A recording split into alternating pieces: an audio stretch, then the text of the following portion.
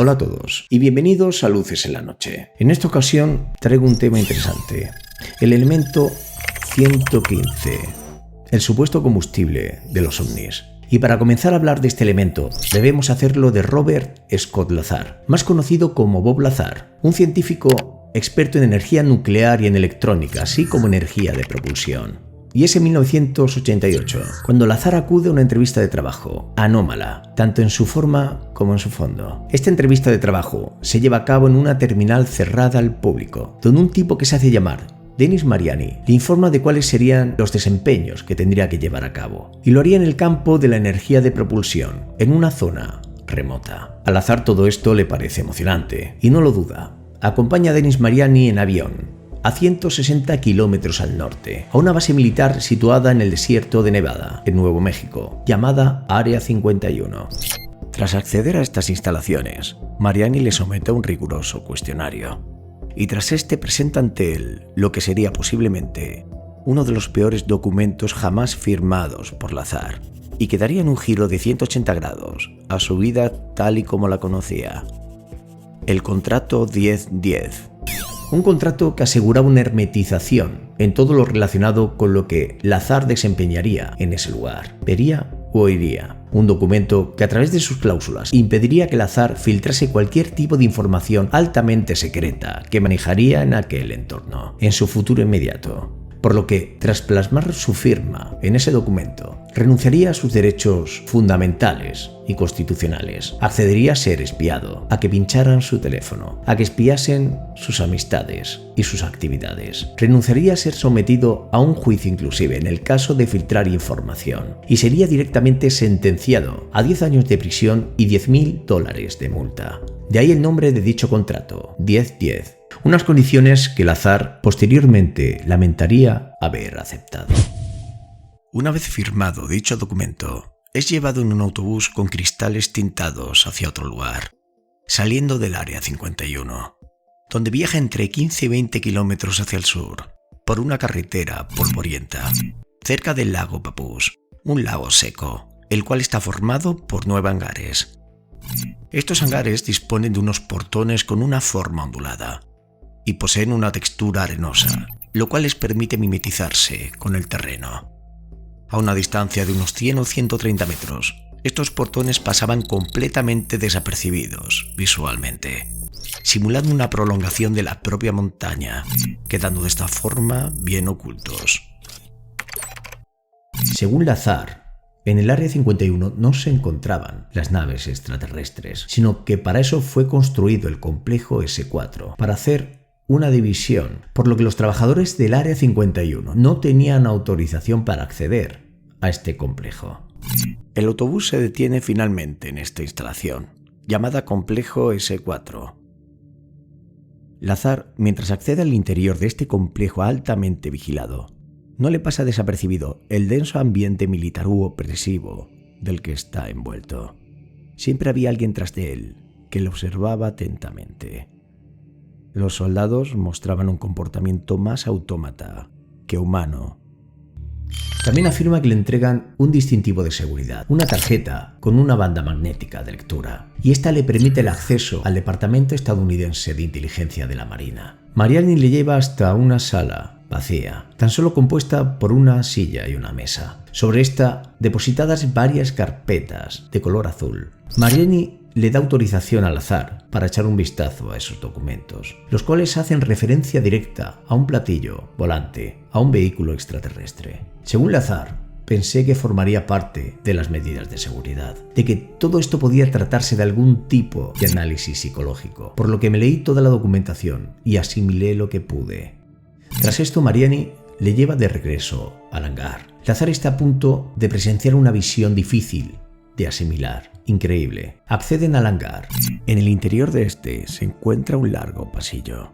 Caminan por él hasta llegar a una gran sala, donde por primera vez Lazar contempla un clásico platillo volante, como sacado de unos dibujos animados o de una película de ciencia ficción. Su labor consistía en intentar copiar parte de ese material que estaba contemplando. con sustancias que se encontrasen en la Tierra, confirmando lo que Lazar había leído en los documentos momentos antes, llegando a una conclusión. Y es que aquel objeto se trataba realmente de una nave extraterrestre, puesto que no tenían remache ni soldaduras, y fueron hechos de un material desconocido. Cuando a Lazar le autorizan para ello, accede al interior de ese platillo y lo examina con detenimiento. Este está construido para alguien de la mitad de estatura que la de un ser humano. El interior contempla que es redondeado, curvo, como un molde de inyección hecho de cera. En esos momentos le informan de que el sistema de propulsión del vehículo permite cubrir grandes distancias manipulando el espacio-tiempo. Es en 1989 cuando hicieron pruebas a baja altura con ella. Lazar tuvo que quedarse colgado boca abajo para poder ver la parte inferior de la nave. En esa zona habían alojados 3 grandes amplificadores de gravedad, que parecían tuberías de unos 70 centímetros de diámetro y unos 125 metros de longitud. Estas colgaban de una tubería más pequeña, en el nivel superior. Cada uno de estos amplificadores podía ser ubicado de forma independiente. Emitían ondas gravitacionales, que son las que impulsaban la nave, usando un generador de gravedad para hacer despegar dicho vehículo. A diferencia de lo que estamos acostumbrados, por ejemplo, en un avión, una vez que éste está en el aire, no imaginamos propulsión u fuerza saliendo de la parte trasera para impulsarlo hacia adelante. Las naves funcionan de forma radicalmente opuesta, y una vez se encuentran en el aire, colocan los 2 generadores de gravedad restantes al frente, creando de este modo una distorsión, esencialmente un declive, por lo que la nave rueda hacia abajo de forma infinita. No todas las naves volaban y se movían de la misma forma. Es por ello que existen fotografías de ovnis volando de formas radicalmente distintas las unas de las otras, unas verticalmente, otras en horizontal, etc. Y a esto Lazar daba una explicación. Y es que existe una configuración en estas llamada Omicron, en la cual la nave utiliza un solo generador gravitatorio. También está la configuración llamada Delta, en las que son 3 los generadores que la nave utiliza.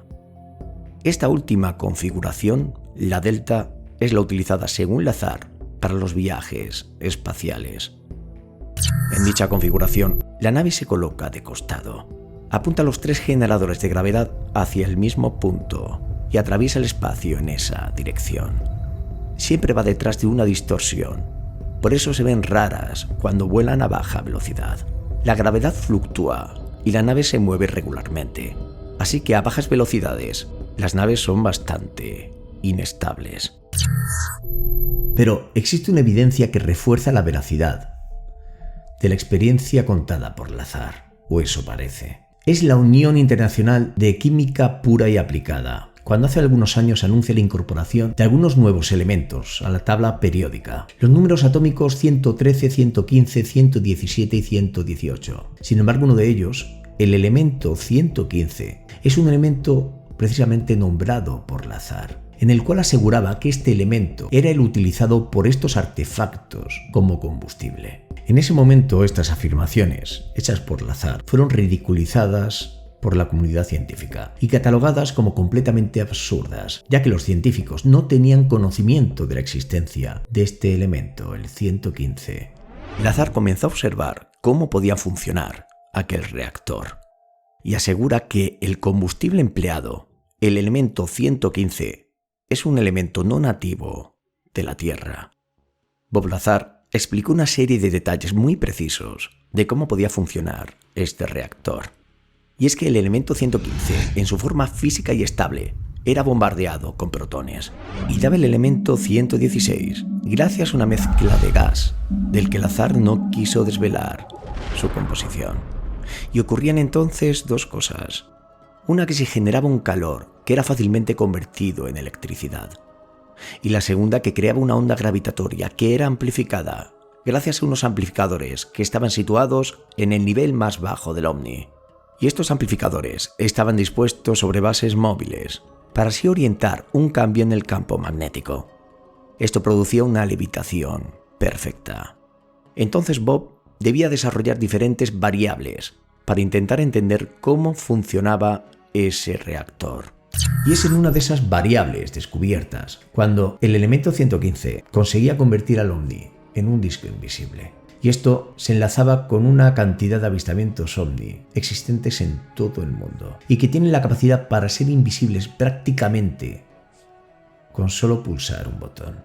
Es en 1989 cuando Bob Lazar realiza una revelación que dejaría impactada a la comunidad científica y que puso al gobierno de los Estados Unidos en pie de guerra. Y es que el gobierno estaba utilizando el elemento 115 en su forma estable como combustible para los ovnis. En ese instante, una vorágine de críticas descarnadas se cirnieron sobre Lazar, sobre todo de esta comunidad científica, que tachaban estas afirmaciones de ridículas. Una revelación que se supone, hasta el momento, estos científicos no tenían constancia de la existencia de tal elemento.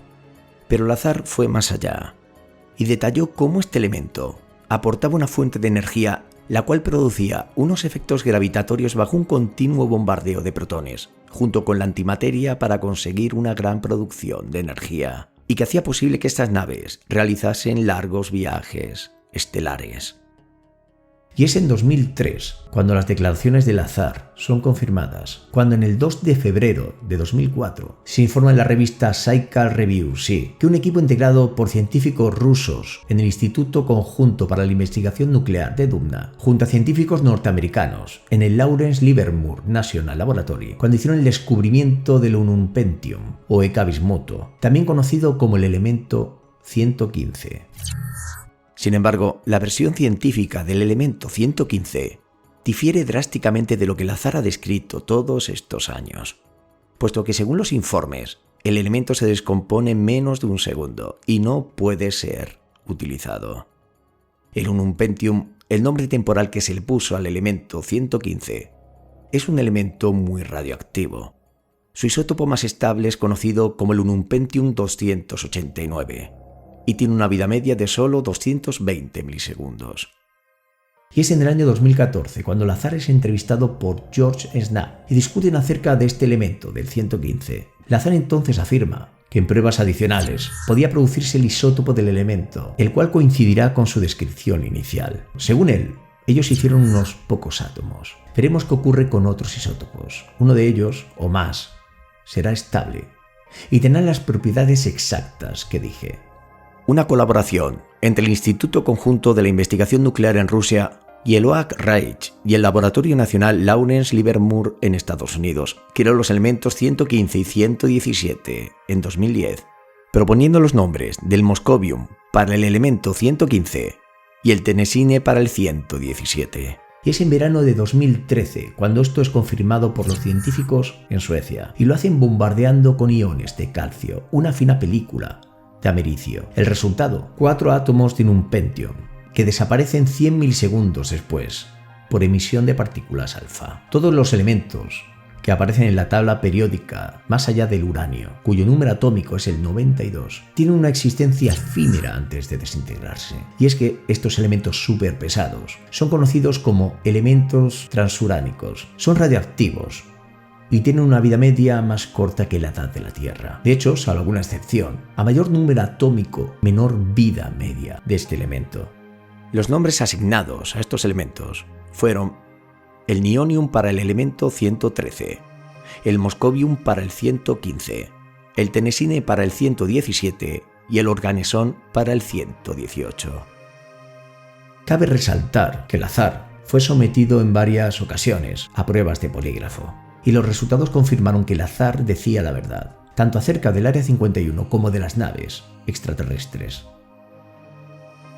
Es evidente que Lazar tuvo y aún tiene muchos detractores, pero eso no es lo que hace menos interesante la mención del elemento 115, ya que lo hizo 15 años antes del descubrimiento oficial. Y hasta aquí el programa de hoy. Muchísimas gracias por haberme acompañado y hasta pronto. Adiós, amigos.